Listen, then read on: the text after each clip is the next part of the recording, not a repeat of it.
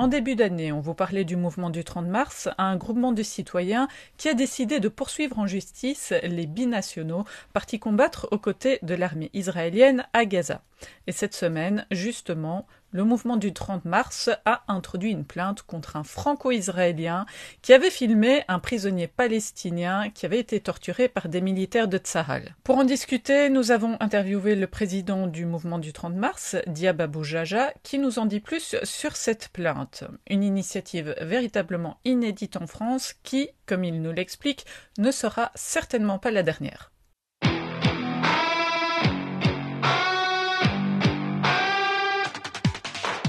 Il s'agit d'une plainte concernant la vidéo de torture qui a fait parler d'elle en France et partout dans le monde, qui montrait un soldat franco-israélien qui est en train de filmer des prisonniers palestiniens qui sont torturés et que lui, il parle de la torture, enfin, il se félicite de la torture. Et à ce moment-là, nous, on a bien sûr on a fait nos recherches sur l'identité du soldat en question. On a déterminé le nom de l'auteur. On a aussi déterminé, euh, enfin, on a des preuves qui le lient à la dite vidéo. Et nos juristes ont préparé la base d'une plainte. Et après ça, c'était une question de temps avant qu'on puisse vraiment la lancer en France parce qu'il fallait préparer le dossier du point de vue du dossier, de trouver un avocat français qui va porter la plainte et aussi des partenaires français qui se constitueront avec nous comme partie civile. Maître Devers, c'est notre avocat qui représente le mouvement à ce stade et que stratégiquement, enfin, de point de vue légal, il a déposé plainte contre inconnu en demandant le témoignage de Monsieur Yoel Onona, qui est l'auteur de la vidéo. Ça, c'est pour instruire le dossier d'une façon professionnelle et pour prendre des étapes, disons, solides du point de vue juridique. Maintenant, de notre point de vue, nous, au niveau de la recherche, on a déjà établi le fait que Monsieur Yoel Onona est l'auteur de la vidéo. Dans la vidéo, Monsieur Onona, il se félicite de la torture, il fait des commentaires sur la torture comme étant impliqué dans cette torture-là.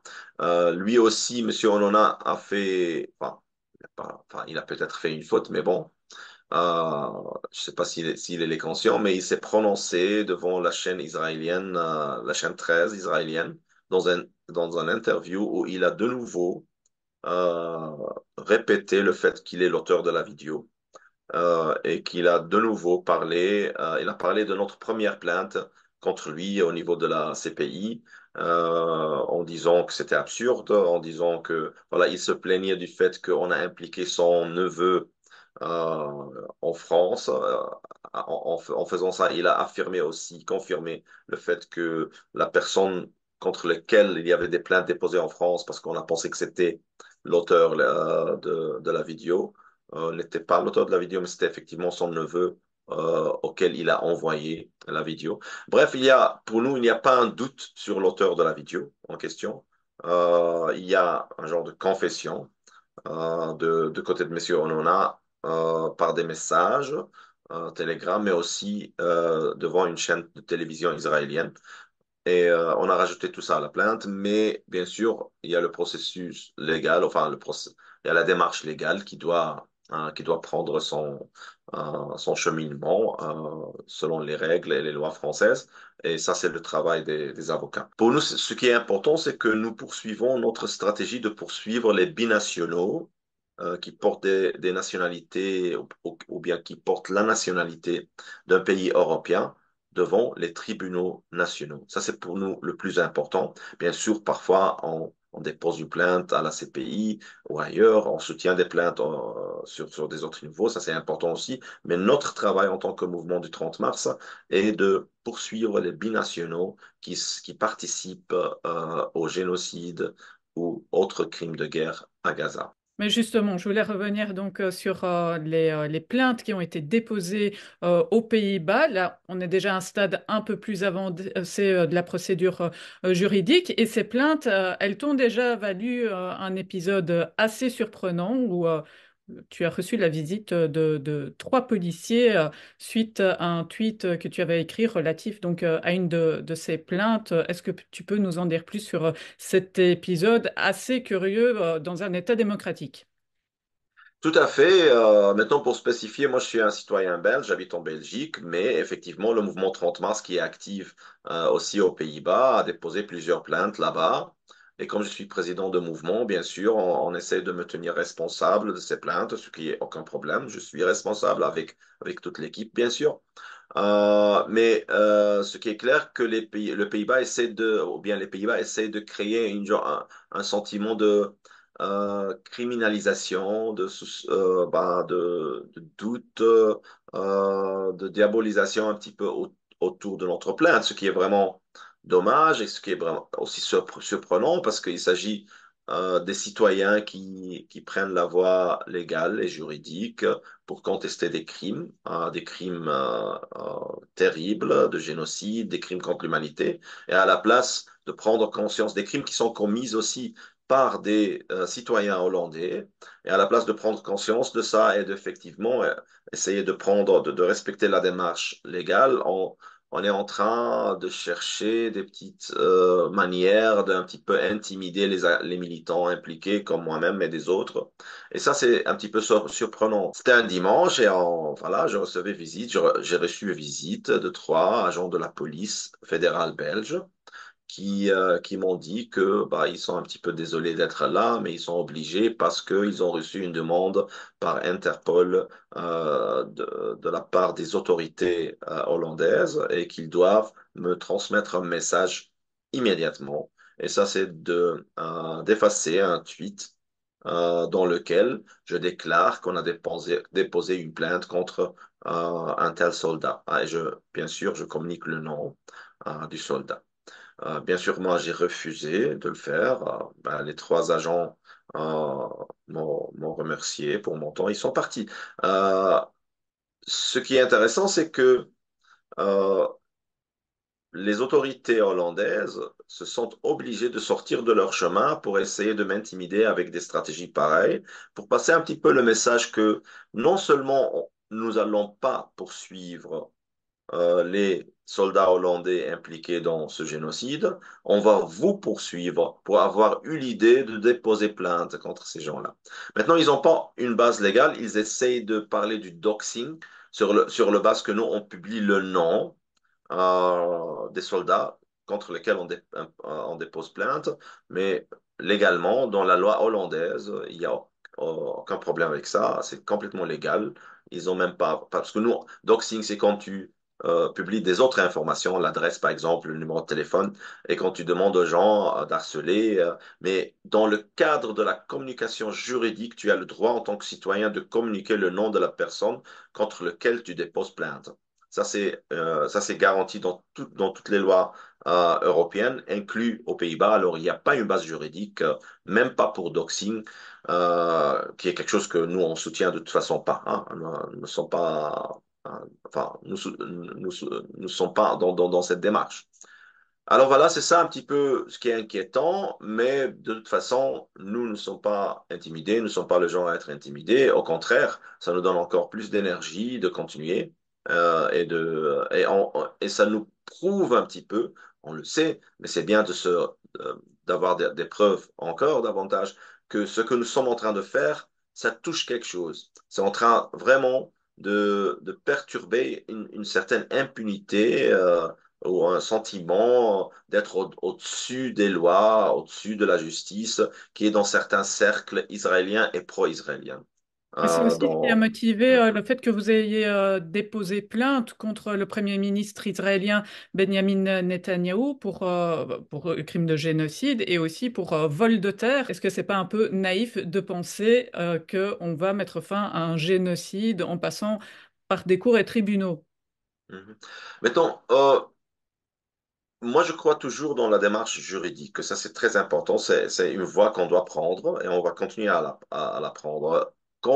Je comprends ce que tu dis dans le sens que, au niveau de la loi, du droit international, c'est un petit peu, enfin, c'est un petit peu trop politisé, dans le sens que là, il y a l'aspect géopolitique qui pèse et qui bloque un petit peu parfois le coup, enfin, la démarche juridique. Et dans ce sens-là, je dirais pas que c'est naïf, je dis que c'est un petit peu quand même une question de principe et parfois d'idéalisme de continuer à déposer des plaintes à la Cour internationale pénale. Par contre, il y a la Cour internationale de justice qui est intéressante, hein, parce que, mais ça, c'est une question des États entre elles. Mais ce que nous sommes en train de faire de point de vue des droits nationaux, de la loi nationale contre, enfin, les plaintes contre les binationaux, je pense que là, il y a moyen d'aboutir à des résultats. Aux Pays-Bas, ça va être une longue bataille, mais on va mener cette bataille jusqu'à la fin. Et en France, ça va être aussi difficile, mais la plainte qu'on vient de déposer ne sera pas la dernière. On a des autres plaintes qui sont en train de se préparer en France et on a des dossiers très forts. En Belgique, nous avons plusieurs plaintes qui vont être déposées prochainement et qui sont très solides et très fortes. Et on croit qu'en Belgique, nous croyons qu'en Belgique, on a une grande chance vraiment d'aboutir de point de vue juridique. Mais je suis d'accord de dire qu'il ne faut pas se satisfaire uniquement de la démarche juridique. Ça, c'est une voie entre d'autres pour atteindre une forme de justice, une forme, disons, de reconnaissance pour les crimes et condamnation pour les gens qui sont impliqués.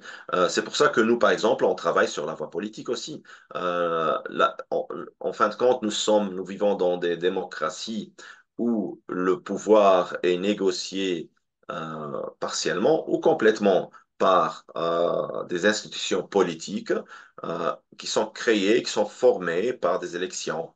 Et c'est pour ceci que nous, on trouve qu'il faut aussi travailler sur ce niveau-là. Et c'est pour cela qu'on a déposé la liste Viva Palestina pour les prochaines élections à Bruxelles. On va participer au niveau régional, justement parce que nous croyons que, de un, on a plus de chances de passer de niveau régional parce qu'il y a une dynamique pro-palestinienne importante dans cette ville, dans cette région. Et deuxièmement, parce que aussi, nous croyons que Bruxelles a un symbolisme qui dépasse, disons, sa qualité de ville et même de région et de capitale de la Belgique, avec un rayonnement européen important. Et que si nous, on arrive à reconnaître le génocide qui se déroule à Gaza en tant que tel par une résolution du Parlement à Bruxelles, ça va avoir des implications nationales au niveau de la Belgique, pas seulement au niveau de la région, mais aussi peut-être des implications européennes. Alors, il y a toutes ces démarches, il y a aussi l'aspect, bien sûr, le débat, il y a bien sûr l'aspect des idées, l'aspect, même l'art peut jouer un rôle. C'est une bataille de conscience, c'est une bataille juridique, c'est une bataille politique. C'est pour ça que le mouvement du 30 mars veut un petit peu prendre toutes les voies possibles pour arriver à un but. Et ça, c'est mettre fin à l'impunité israélienne et mettre fin à l'hypocrisie des régimes et des gouvernements qui soutiennent cet État génocidaire. Pour savoir plus sur le mouvement, vous pouvez visiter le site 30-3.org. Et pour savoir plus sur Viva Palestina, c'est très simple, c'est le site Viva Palestina en un seul mot, .be. Alors, pour nous, c'est complémentaire. Pour nous, il faut absolument essayer tout. Il faut prendre toutes les voies possibles.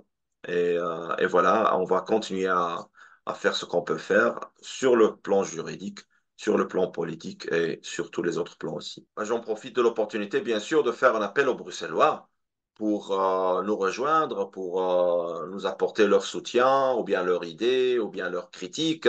Passez sur notre site web vivapalestina.be.